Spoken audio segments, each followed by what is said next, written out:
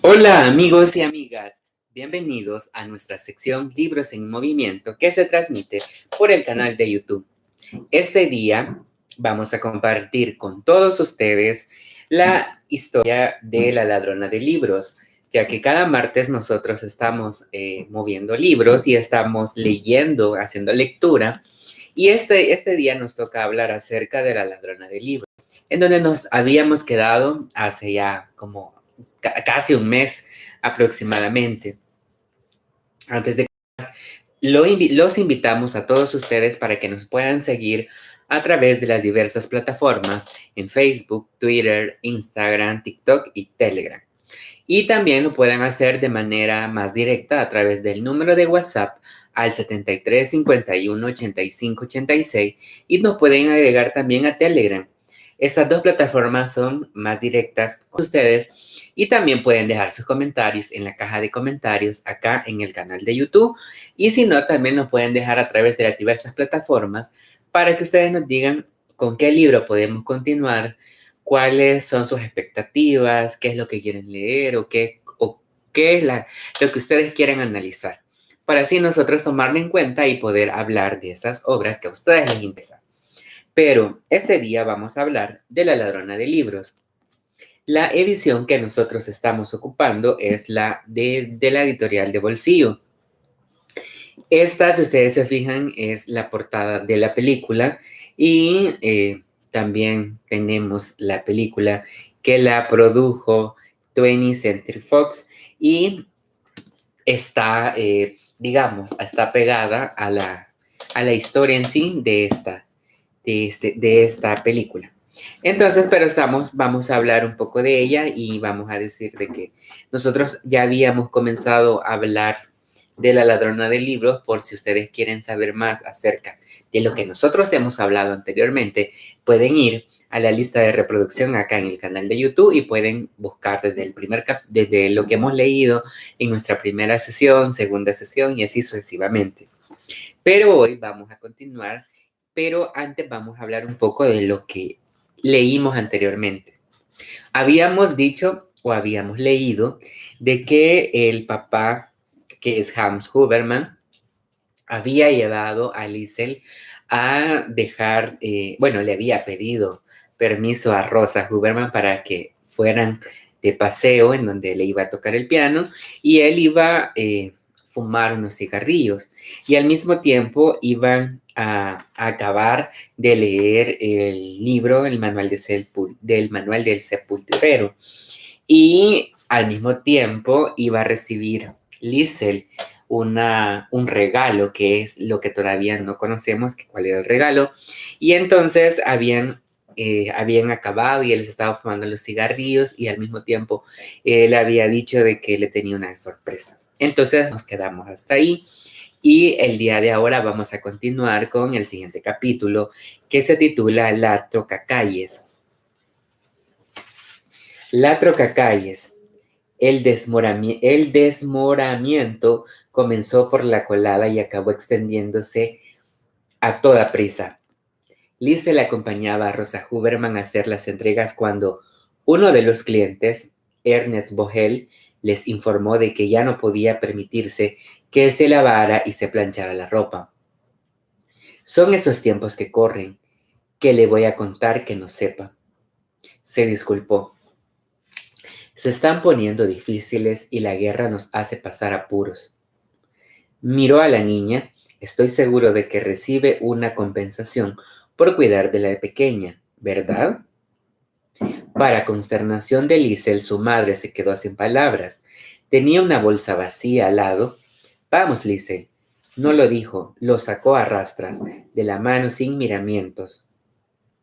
Bogé lo llamó desde lo alto de los escalones. Medía cerca de un metro 75 y los grasientos mechones de pelo le caían apáticos sobre la frente. Lo siento, Frank Huberman. Lise lo saludó con la mano. Él respondió al saludo. Su madre le reprobó. No saludes a ese Arscholk. Lo riñó y aligera. Esa noche, cuando Liesel se estaba bañando, su madre la frotó con especial brusquedad que dejaba de murmurar sobre un Sauerkraut de Vogel mientras lo imitaba cada 2 minutos. Debe de recibir una compensación por la niña. Castigaba el torso desnudo de Liesel mientras la frotaba. No vales tanto, Sauermech. No me estás haciendo rica, que lo sepas. Liesel no se movía y aguantó el rapo polvo. No había transcurrido ni una semana desde que en el incidente cuando Rosa la arrastró a la cocina. Bien, Liesel, la hizo sentar a la mesa. Ya que te pasas media vida en la calle jugando fútbol para variar, ¿podrías sentarte un poquito útil cuando salgas? Liesel no se atrevió a mirar nada que no fuera sus propias manos. ¿Qué quieres que hagas, mamá? A partir de ahora recogerás y entregarás la colada tú solita. Esa gente rica se la pasará 2 veces antes de despedirnos si te tienen a ti adelante. Si te preguntan dónde estoy, le dices que me he puesto enferma. Y pon cara de triste cuando se lo digas. Estás lo bastante delgaducha y pálida para darles lástima. A ver, Vogel, no le di lástima. Bueno, su nerviosismo era obvio. Puede que a los otros sí y no protesten. Sí, mamá. Por un instante tuvo la impresión de que su madre iba confortada a darle una palmadita en el hombro. Buena chica, Liesel, buena chica. Palmadita, palmadita, palmadita. No hizo nada parecido. De hecho, Rosa Huberman se levantó, cogió una cuchara de madera y se la puso a Liesel debajo de la nariz. Desde el punto de vista de Rosa, era una cuestión de necesidad. Cuando salgas afuera, ve arriba y abajo con las bolsas y vuelve derechita a casa con el dinero, por poco que sea. Nada de irse con papá, si es que una vez por todas se ha puesto a trabajar. Nada de gandulear con ese pequeño Sauerkel de Rudesteiner. Derechita a casa. Sí, mamá. Y cuando lleves la bolsa, cógela como es debido. No vayas haciendo el molinillo o los tires, o las arrugues, o te lo eches al hombro. Sí, mamá. Sí, mamá. Rosa Huberman era una gran imitadora, muy enfática. Será mejor que me hagas caso, Saumech, porque si no la acabaré descubriendo. Lo sabes, ¿verdad? Sí, mamá. Pronunciar esas 2 palabras era lo mejor modo de sobrevivir, al igual que hacer todo lo que decía. Por lo que, a partir de ese momento, fue Lisa la que pateó las calles de Molchin, de la zona de los pobres a la de los ricos, recogiendo e entregando la colada. Al principio era un trabajo solitario del que nunca se quejaba. Después de todo, la primera vez que tuvo que arrastrar el saco por la ciudad al doblar la esquina de Munchestrens, miró a ambos lados y empezó a hacer el molinillo. Una vuelta entera, y luego comprobó el contenido. Gracias a Dios no había arruga, ni una sola, solo una sonrisa y la promesa de no volver a hacerlo. Si ustedes se fijan, bueno, podemos encontrar una situación muy interesante dentro de la historia. Uno es que por tiempos de la guerra y, digamos, Rosa Huberman, su trabajo principal era planchar y lavar la ropa de la gente rica. Entonces, ella iba a traer la ropa a las casas y llevaba la ropa planchada de los, digamos, podríamos decir de los militares o de las esposas de los militares o de las personas que tenían dinero en ese entonces. Y también vemos una etapa en donde la economía tampoco ya no rendía, en el sentido que dice uno de los que consideramos que tiene riquezas económicas o que tiene buena economía, dice que no puede pagarle debido a que va en decadencia el proceso eso del dinero, ya que empezaba la guerra. Entonces ella tiene una astucia, la Rosa Huberman, y le dice de que va a poner como en perspectiva a Liesel para que muchas personas que digamos que tal vez quisieran o ya no tener ese servicio de planchado y lavado, pone como referencia a la hija que es Liesel para que le dé ¿cómo se le llama? Le dé, Sentimiento. ajá, le dé sentimiento, le dé ese tipo de sensación, Compasión. ajá, de compasión, exacto. Esa es la palabra, para que no retiren el trabajo que hace Rosa. Y le dice, o sea, tú vas a ser la que vas a entregar la ropa y la que vas a recibir la ropa y la que vas a ir a entregar, pero al mismo tiempo tenés que cumplir algunos requisitos. Y uno es que tenés que llevar la ropa que no esté arrugada, que no se te vaya a manchar, que no vayas a estar haciendo molinillos. Y como todos conocemos, los niños son bien traviesos. Entonces ella hace un juego en donde empieza a jugar con la bolsa y dice, luego dice, por suerte no había arruga y por suerte no la manchó. Y fue la primera y la última vez que lo hizo. Es decir, que aunque a los niños le digan no, los niños siempre van a hacerlo.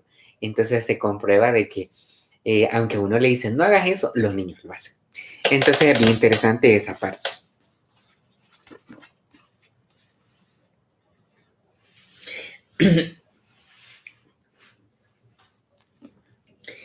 Entonces, sí, mamá, pronunciar esas dos palabras era el mejor modo de sobrevivir, al igual que hacer todo lo que le decía. Por lo que a partir de ese momento fue Lise la que pateó las calles de Molvich. Entonces, en general, a Lise le gustaba y no participaba del reparto del pago, pero estar fuera de casa y pasear por las calles sin su madre era como estar en el cielo. Sin dedo acusador ni insulto, ni nadie que se le quedara mirando cuando le insultaba por no coger la bolsa como debía, solo tranquilidad. También acabó cogiendo el cariño de la gente. A los Pfaffenhuber que revisaban la ropa y decían, ja, ja, ja, sehr gut, sehr gut. Liesel creía que lo hacían todas las veces. A la amable Elena Sechmit, que le tenía el dinero con una artrítica garra. A los Weingarter, cuyo gato de bigotes tiesos siempre salía a recibirla junto a ellos. Pequeños Gottbels, así lo llamaban, al igual que la mano derecha de Hitler. Y a Frau Hermann, la mujer del alcalde que le esperaba con un suave, sedoso cabello y su titirea en la enorme y fría puerta de su casa, siempre muda, siempre sola, ni una palabra nunca. A veces Rudy la acompañaba. ¿Cuánto dinero llevas ahí?, le preguntó una tarde. Estaba a punto de oscurecer y ya había llegado a Hillmanstrand, la tienda de Frau Diller que quedaba atrás. Ya sabes lo de Frau Diller, ¿verdad? Dicen que tiene golosinas escondidas en algún sitio y que por un precio justo. Ni lo sueñes. Liesel, como siempre, agarraba el dinero como fuera. Para ti es muy fácil, tú no tienes que enfrentarte a mi madre. Rudy se encogió de hombros y valía la pena intentarlo. A mitad de enero en la escuela aprendieron a escribir cartas. Después de aprender los rudimientos, todos los alumnos tenían que redactar las cartas a un amigo o a otro alguien de otra clase. La carta de Rudy y la escribió a Liesel diciendo lo siguiente. Apreciada Saumech, sigue siendo tan malo en el fútbol como la última vez que jugamos. Así lo espero. Eso significa que puedo ganarte de nuevo a las carreras como Jesse Owen en las Olimpiadas. Cuando la hermana María la encontró, le hizo una pregunta con mucha amabilidad. Propuesta de la hermana María. ¿Le apetecería visitar el pasillo, señor Steiner? Cuelga decir que Rudy respondió que no, de modo que la hoja de papel acabó hecha pedazos y él empezó la carta de nuevo. El segundo intento iba dirigido a alguien llamado Liesel.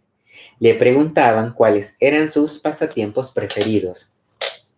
En casa, mientras acababa una carta que tenía de deberes, Liesel decidió que escribiría a Rudy o a cualquier otro Sauker. Era absurdo. No tenía sentido.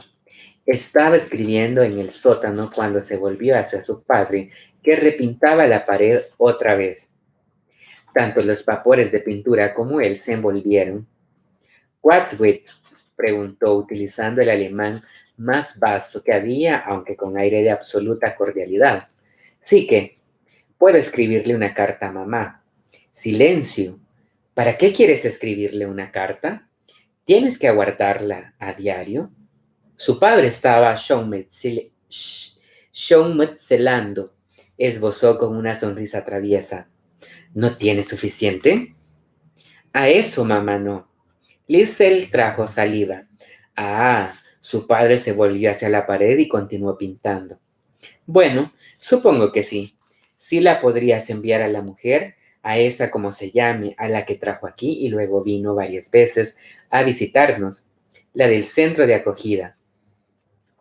Frank Heinrich, eso es, envíasela. Tal vez ella pueda entregársela a su madre.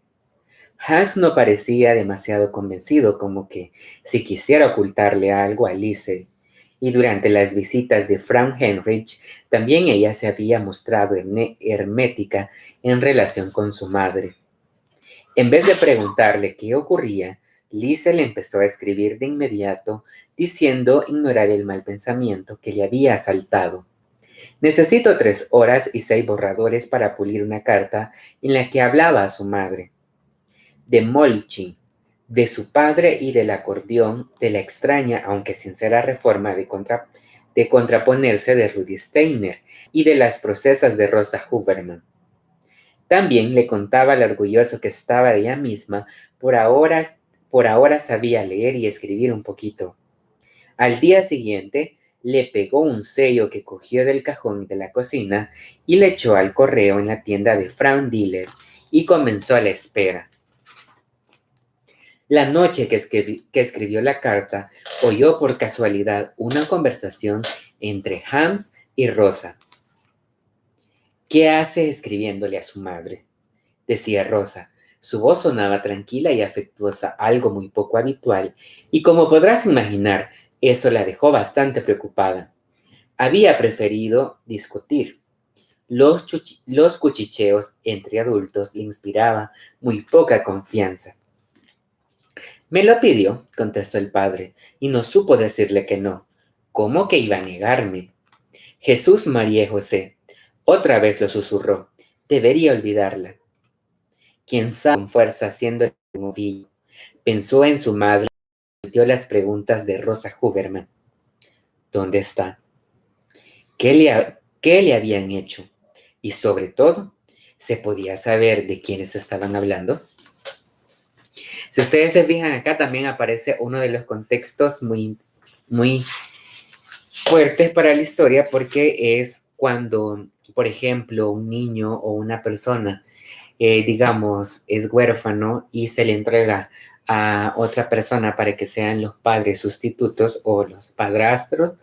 Encontramos que cuando hay un proceso que se le llama el proceso de conocerse o de conocerse de dónde viene, de quiénes son sus padres, y todo ese proceso de preguntas que se hacen los niños, se da cuenta de que, por ejemplo, ella puede ser que sea feliz con Rosa Steiner con Rosa Huberman y el papá, que son padrastros, pero al mismo tiempo se crea ese entorno familiar, pero al mismo tiempo ella le crea o le da esa necesidad de conocer quién es el verdadero papá y quién es la verdadera mamá, y qué hizo, en dónde está y por qué la dejó con ella, etcétera, etcétera. Porque recordemos que la mamá dejó a los 2 hijos, en este caso a Liesel, porque no podía darle sus necesidades básicas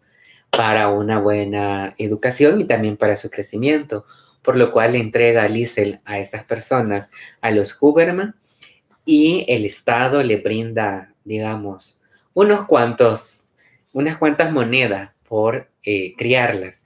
Entonces, es bien interesante esa propuesta que da el autor, porque pone en perspectiva cómo digamos, los hijos o las personas menores, o sea, digamos, saben de que no son sus padres biológicos y tienen esa necesidad de conocer qué pasó, si quieren conocer más de sus padres y quieren conocer qué futuro o cuál fue la situación del por qué la dejó ahí, etc.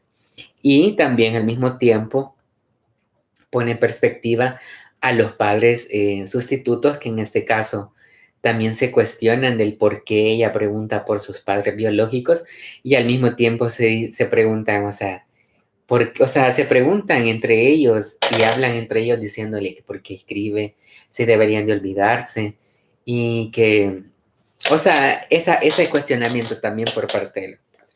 Entonces, en ese capítulo habla sobre la propuesta de la hermana María. Ahora vamos a hablar acerca de correo sin dueño.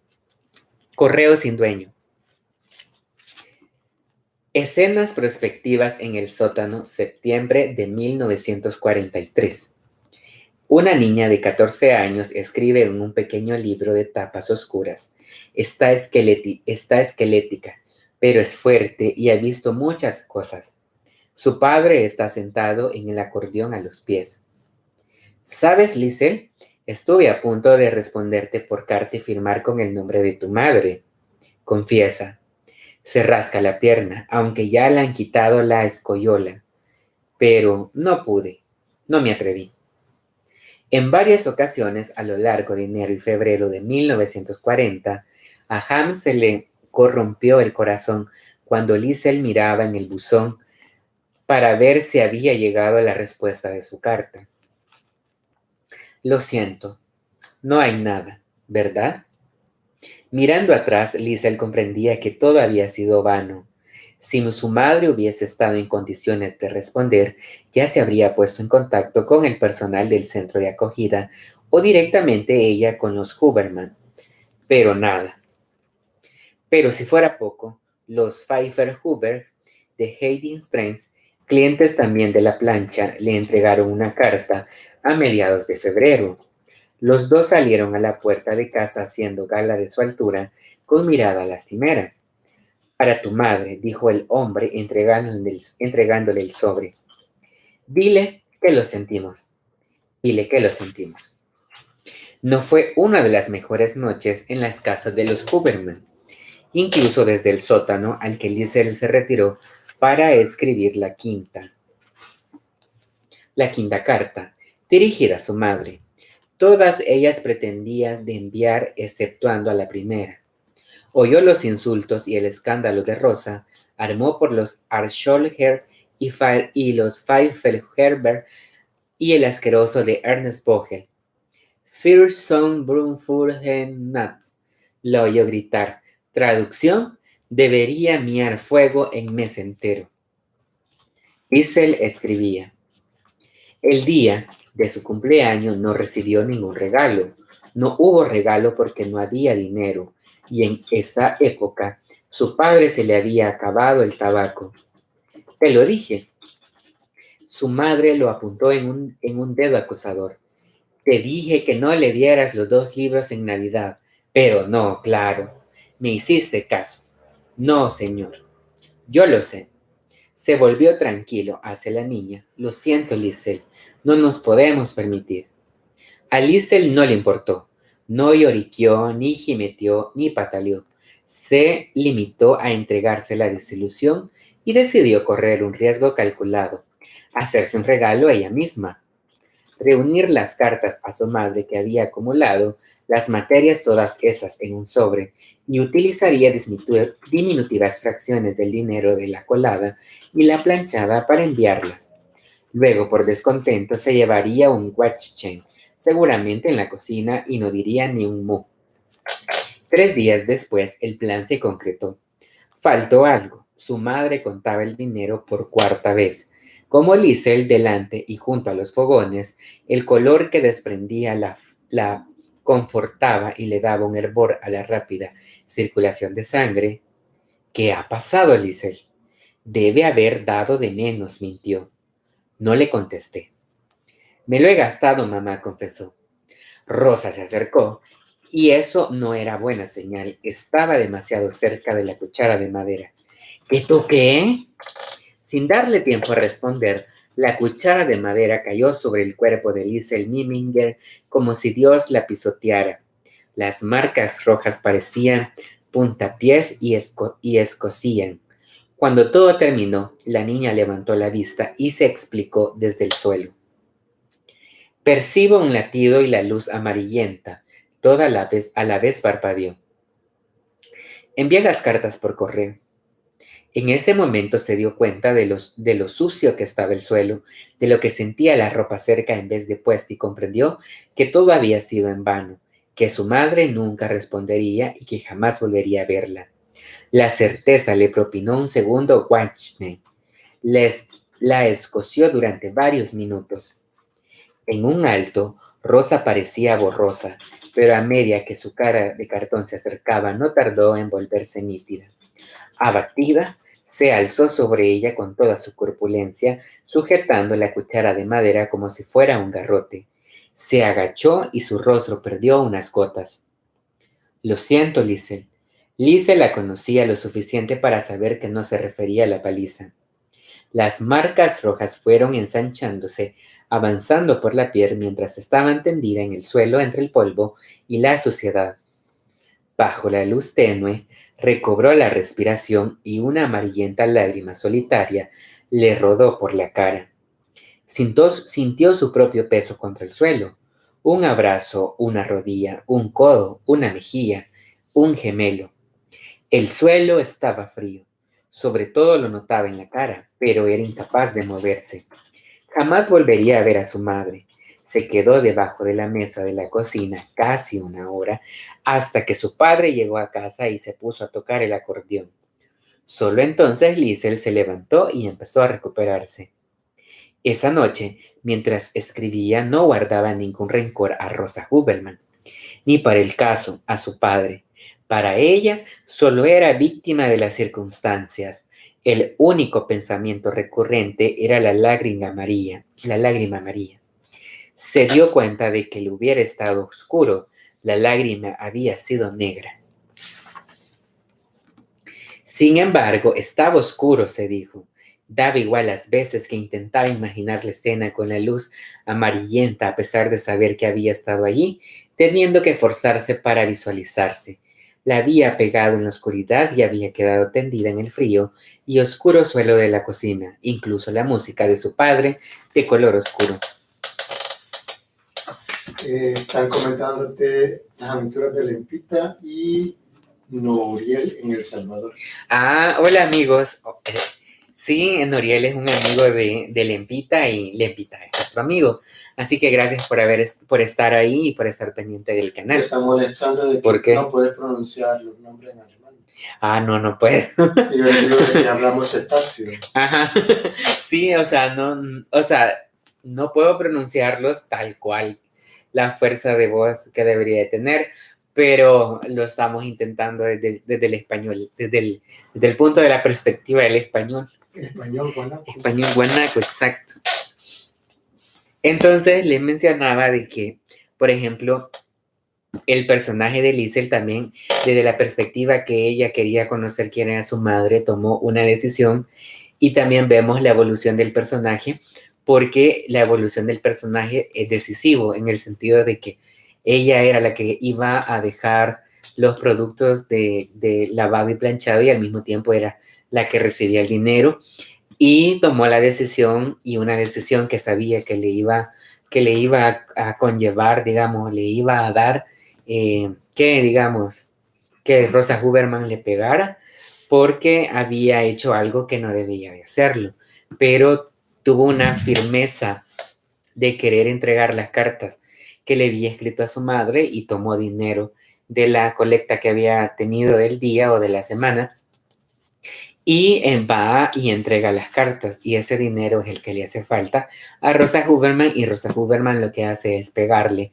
a Liesel y según lo que describe en sí la historia fue una buena un buen castigo que le dio porque dice de que veía las luces algo amarillentas, pero dice que a ella lo que no le importó, no le dolió en el sentido de que Rosa Huberman le pegara, sino que a ella lo que le dolía era que ya había entendido y había como que creado esa conciencia en el personaje de que su mamá nunca le iba a contestar las cartas. ¿Por qué?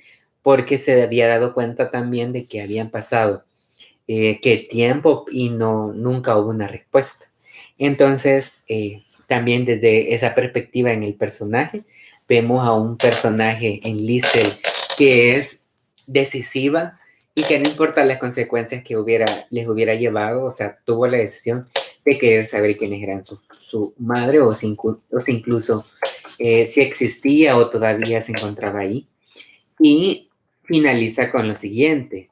Dice que incluso la música de su padre, y lo extraño del caso era que una vez de angustiarle ese pensamiento, más o menos la consolaba. Luz, oscuridad, ¿dónde está la diferencia? Las pesadillas se habían reforzado las unas a las otras mientras la ladrona de libros aprendía cómo eran las cosas y cómo serían siempre. Al menos así estaría preparada. Tal vez por eso, y a pesar de la perplejidad y la rabia, el día del cumpleaños del Führer pudo reaccionar cuando el misterio sobre el infortunio de su madre quedó resuelto por completo. Liesel Miminger estaba lista. Feliz cumpleaños, Herr Hitler. Que cumplas muchos años. Ahora vamos a hablar sobre el cumpleaños de Hitler. En 1940, si ustedes se fijan, aparece un personaje muy relevante o muy importante dentro de la historia narrativa, porque es un personaje en donde, digamos, el contexto histórico y social está basado en este personaje, que fue una de las personas que en Alemania, digamos, estuvo en el poder y acabó con, bueno, se da la guerra en sí.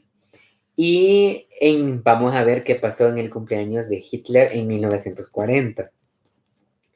En vez de perder la esperanza, Liesel siguió comprobando el buzón de las tardes desde marzo hasta bien entrado abril.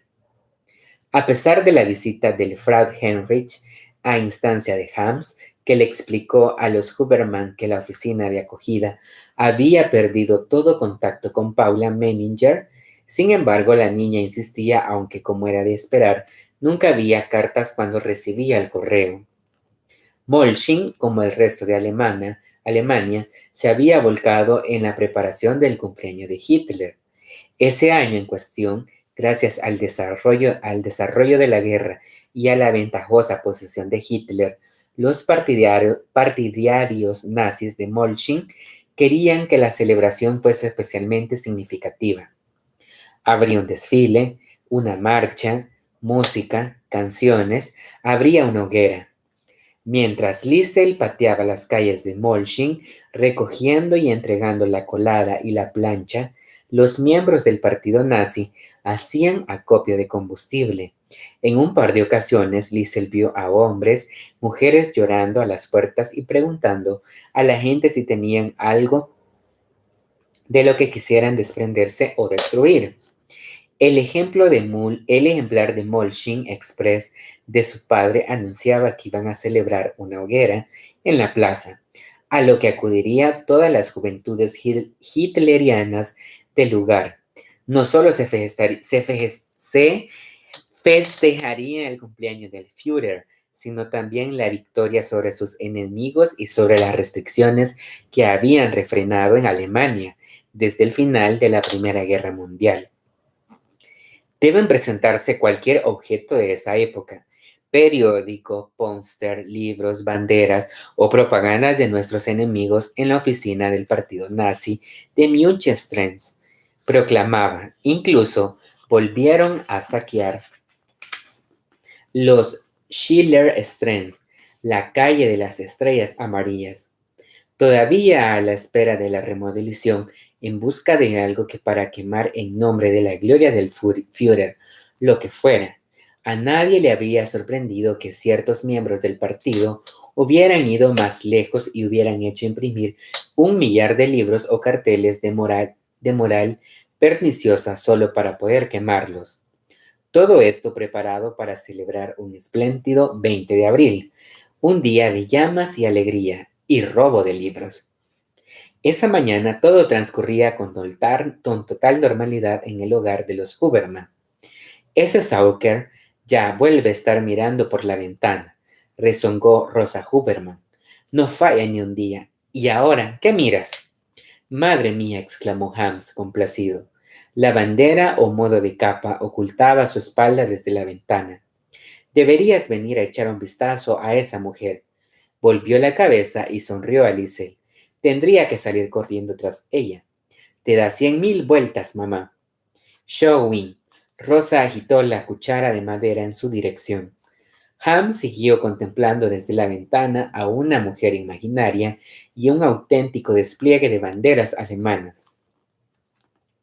Ese día, todas las ventanas de las calles de Nolching estaban engalapadas en honor al Führer. En algunas casas, como en las de Frau Diller, los cristales resplandecían y las esvásticas parecían una piedra preciosa sobre una manta roja y blanca. Manta roja y blanca. En otras, las banderas colgaban del alféizar como si fuera la ropa de la colada, pero ahí estaba. Un poco antes había ocurrido una pequeña catástrofe. Los Huberman no encontraban las suyas. Vendrán por nosotros, le advirtió Rosa a su marido. Vendrán y nos llevarán. Ellos tenemos que encontrarla. Ya se habían hecho la idea de que Hams tendría que bajar al sótano y pintar una bandera o una sábana vieja cuando por fortuna apareció enterrada detrás del acordeón en el armario. Me la tapa ese maldito acordeón. Rosa giró sobre sus talones. Liesel. La niña tuvo el honor de colgar la bandera en el marco de la ventana. Hans, hijo, y Trudy fueron ese día a cenar como solían hacerlo en Navidad o Pascua. Puede que sea un buen momento para presentarlos en detalle. Hans, hijo, medía como su padre y tenía sus mismas miradas, aunque el metal de sus ojos no era cálido como el de Hans. Lo había agujereado. También era más musculoso. Tenía el cabello áspero y rubio en la piel y de color hueso. Trudy, o Trudel, como solían llamarse, era solo unos pocos centímetros más altos que Rosa. Tenía el lamentable y patoso caminar de Rosa Huberman, pero todos los demás eran mucho más dulce. Trabajaba de criada en la zona pudiente en Múnich, así que estaba bastante harta de baños. Sonrisa. Tenía los labios suaves y voz apagada. Llegaron juntos en el tren de Múnich y las viejas tensiones no tardaron en aflorar. Si ustedes se fijan, acá nosotros también podemos ver un punto muy interesante e histórico que es el cumpleaños del Führer. Si ustedes se fijan, dice de que en el cumpleaños del Führer lo que hacían eran desapegarse de todo lo que estuviera, todos los objetos, cosas materiales que fueran, que digamos que uno quisiera sacarlo y que no fueran, ¿cómo se llama? ¿Cómo se le llama? O sea, de los enemigos, que digamos que para ellos los enemigos eran los judíos. Entonces, en ese sentido, lo que hacían era que en las plazas hacían fogueras y en el caso de nosotros podríamos decir una fogata. Entonces, estas fogatas lo que hacían era, llevaban todas las cosas, objetos materiales que uno, digamos, tenía ahí en la casa, que digamos fuera de judíos o refiriéndose a ese tipo de cosas, y en la fogata lo que hacían ellos era lo encendían y arrojaban todo lo que fuera de los judíos. Entonces, esa era una de las cosas de las celebraciones que hacían en el cumpleaños de Hitler. Sin embargo, a partir del contexto histórico podemos notar que también ese momento fue un poco crucial para la historia debido a que se perdieron muchos libros, se perdieron muchos elementos de valor cultural de judíos, se perdieron, quemaron libros, quemaron cuadernos, o sea, todo lo que es relacionado a la cultura judía se perdió y todo en honor al Führer. Y también me parece un poco, porque también ya nos va dando el tipo de ideología o tendencia social de parte de los Huberman, que dicen de que ellos no encontraban la bandera de los nazis, la bandera bástica. Entonces, esta bandera representaba que, digamos, tenían el pensamiento o tenían el pensamiento ideológico de los nazis, y si no la ponían en el momento, digamos, que se celebraba, así como aquí, por ejemplo, nosotros mañana celebramos la independencia, los 200 años de independencia, digamos, fuera así, digamos. Entonces, si nosotros no pusiéramos una bandera en la casa, o sea, llegaban los militares y se lo llevaban porque creían de que su pensamiento todavía era judío.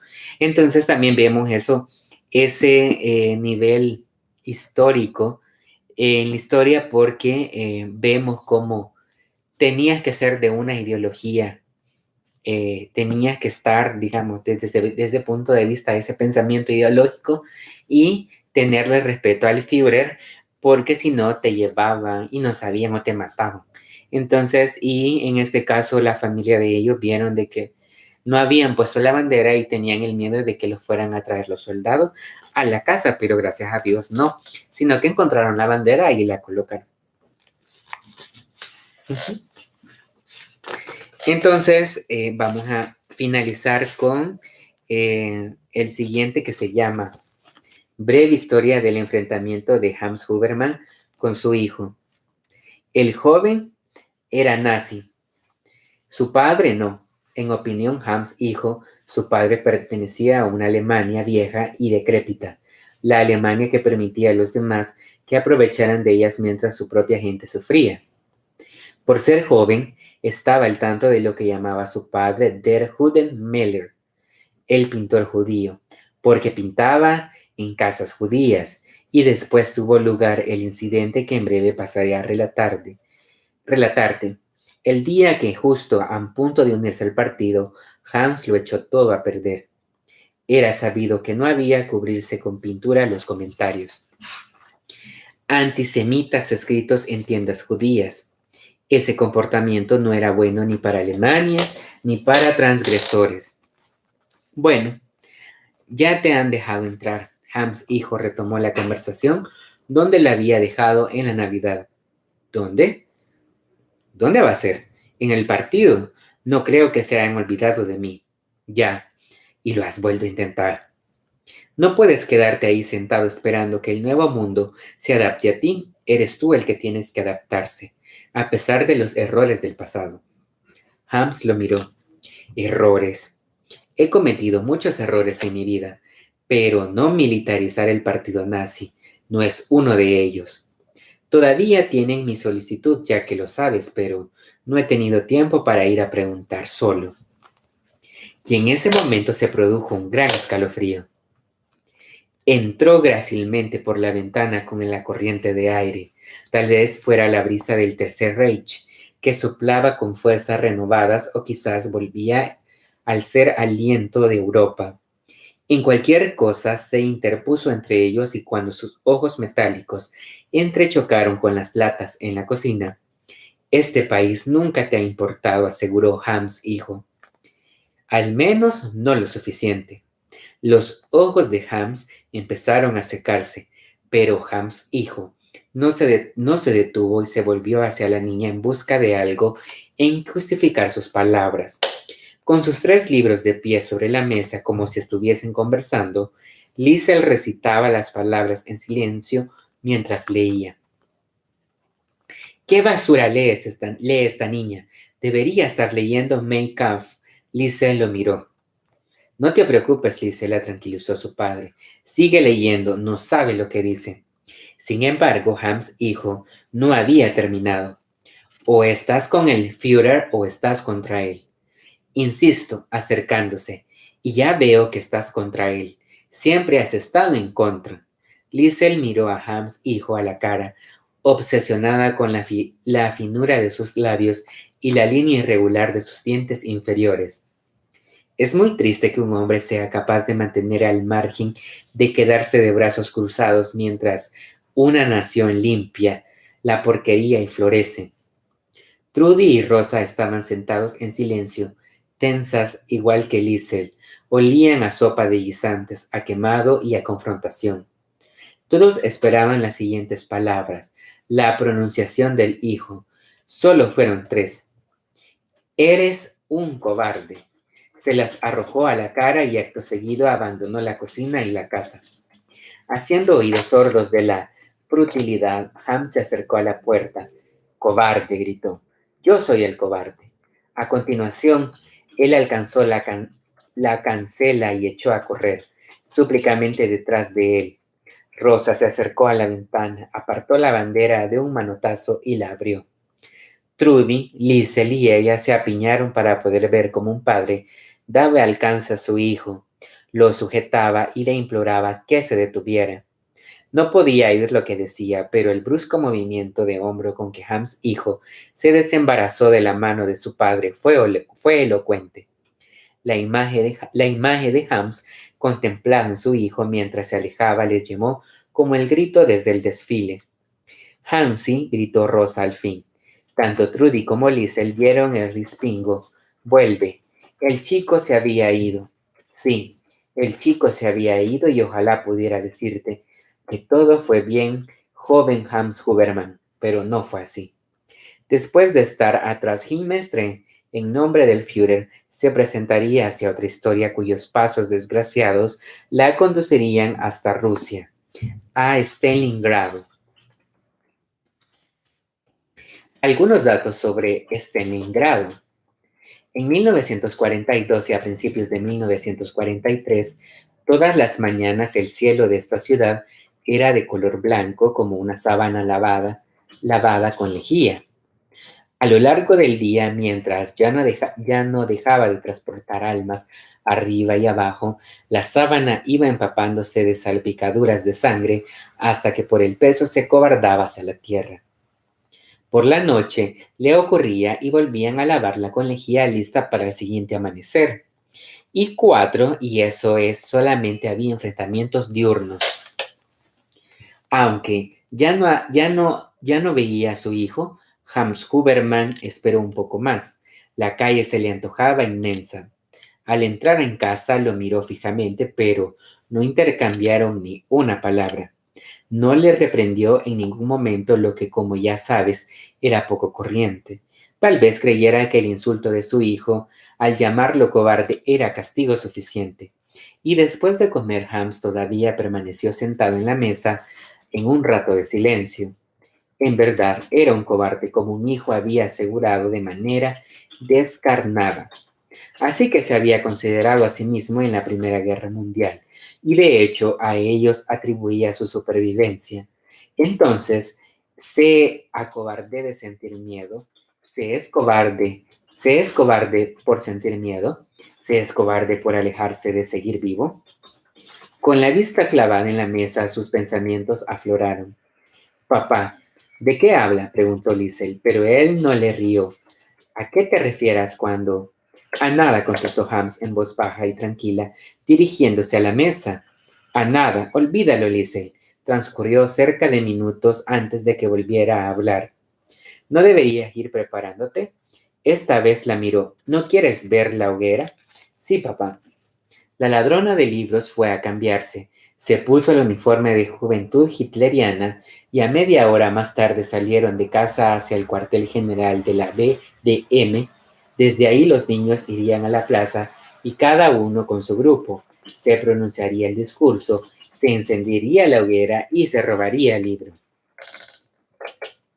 Entonces, en estos dos capítulos también vemos dos cosas muy interesantes.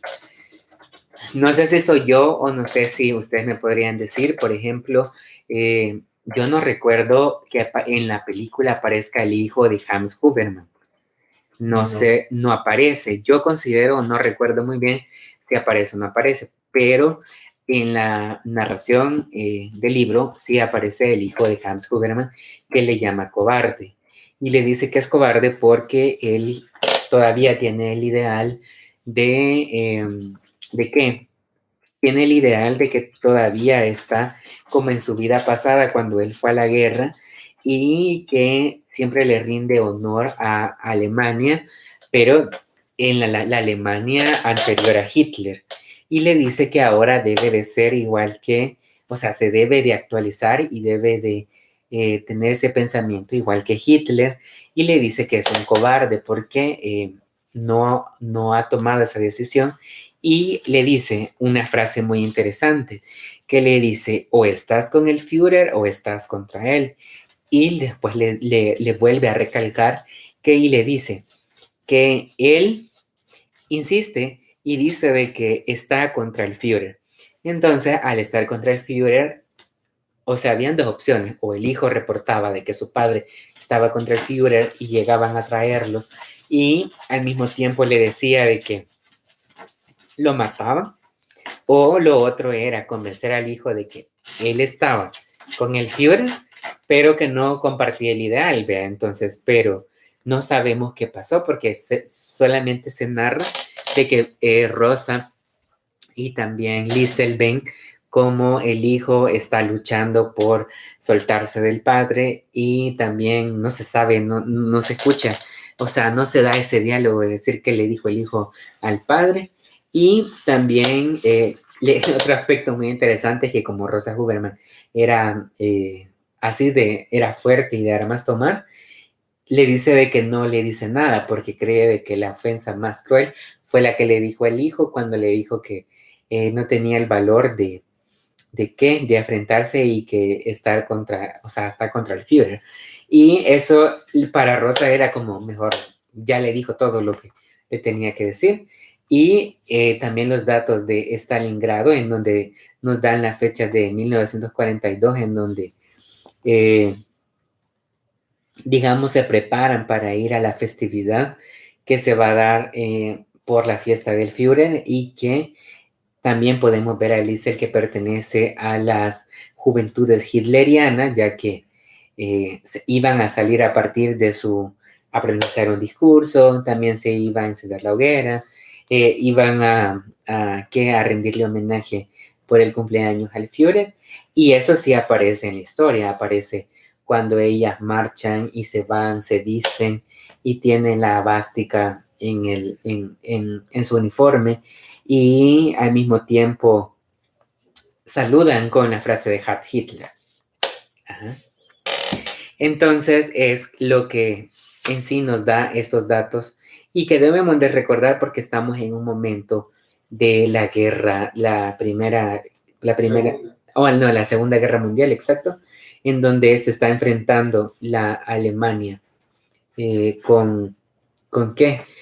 Digamos, va ganando territorio a nivel de Europa, y es un momento histórico y un contexto histórico para que nosotros lo veamos desde un punto de vista literario, y que bien interesante cómo el autor Markus Zusak ha utilizado esta historia o estos acontecimientos para generar estas acciones y poner en perspectiva de una, digamos, podría ser una realidad ficticia o una realidad verdadera, pero, o sea, al leerlo, o sea, es como que lo estemos viviendo, y la narración, como lo podemos ver en la obra, es una narración que digamos que se va dando por escena, digamos, nos va presentando escenas, nos va dando también acciones, y también nos va diciendo cuáles son los momentos, qué es lo que pasa, cuál es el entorno en que se vive la acción. Entonces es bien cinematográfica la obra. Entonces, amigos y amigas, gracias por haber estado en Libros en Movimiento, que se transmite por el canal de YouTube. Noriel y muchas gracias por estar pendientes, Noriel, y también a nuestro amigo Lempita, al cual a todos nuestros amigos lo invitamos a que también sigan a las aventuras de Lempita, le den el like, le dejen los comentarios y lo sigan en todas las plataformas virtuales que él tiene, que aparece como las aventuras de Lempita. También a nuestro amigo Noriel, El Salvador se llama. También invitarlos a todos nuestros amigos que lo sigan, que le den dedito arriba, le dejes un comentario porque creo que sube videos semanalmente, y también si tiene todas las plataformas virtuales, buscarlo en esas plataformas y apoyar a todos nuestros amigos que o sea, nosotros somos una familia, entonces todos debemos de apoyarnos, igual que nuestros amigos apoyemos a las aventuras de Lempita y a Noriel. Entonces, también invitarlos a ustedes que estén pendientes del canal de YouTube, que cada semana nosotros les traemos aventuras y les traemos también vamos a tener nuevos espacios, nuevas secciones que muy pronto ustedes estarán conociendo. También invitarlos a seguirme en mis redes sociales a través de Facebook, Twitter, Instagram, TikTok y Telegram. Y Telegram. Y si ustedes quieren contacto más personal, pueden escribirme al WhatsApp y al Telegram. Así que amigos y amigas, gracias por haber estado en Libros en Movimiento y nos vemos a la próxima.